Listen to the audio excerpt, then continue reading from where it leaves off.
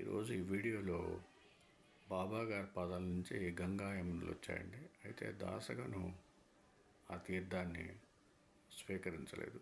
అప్పుడు ఒక యోగి ఆ దాసగను గురించి ఏమన్నారు ఆ విషయాలు తెలుసుకుందామంటే, సద్గురు సాక్షాత్తు భగవంతుడు, సర్వతీర్థాలు వారి పాదాల్లో ఉంటాయని గురుగీత చెబుతుంది. గంగ విష్ణు పాదాల నుండి ఉద్భవిస్తుందంటారు. సద్గురు ఆ విష్ణుమూర్తే.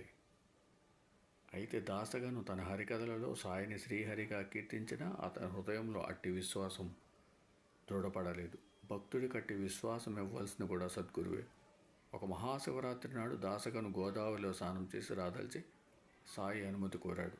సాయి, గను, అందుకోసం అంత దూరం వెళ్ళాలా? శ్రద్ధాభక్తులుంటే ఆ తీర్థాలు ఇక్కడే ఉన్నాయి, లేకుంటే అక్కడా లేవు అన్నారు. ఇవిగో గంగా యమునలు అని అతని చేతులు తమ పాదాల వద్ద ఉంచమన్నారు. సన్నని దారగా అతని దోశల నిండా తీర్థం వచ్చింది. అతను ఆ నీరు తీసుకొని క్షణం ఆలోచించి నెత్తిన మాత్రం చల్లుకున్నాడు. బాబా చిరునవ్వుతో మౌనంగా చూచారు.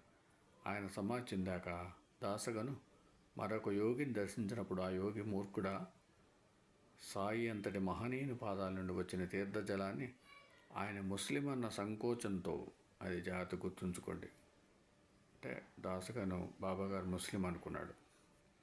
శిరస్సును ధరించావే కానీ నోటిలో పోసుకోలేదు కదా, అంటే అనుమానం, బాబాగారు ముస్లిం అని అనుమానం అన్నమాట. అది నీకెన్ని జన్మలకైనా మరలా అట్టిది లభిస్తుందా? అంతటి మహనీయుడు మరలా దొరుకుతాడా అని మందలించారు. ఓం సమ సద్గురు సాయినాథ్ మహారాజ్కి జయ. ఓం సమ సద్గురు భరద్వాజ్ మహారాజ్కి జయ.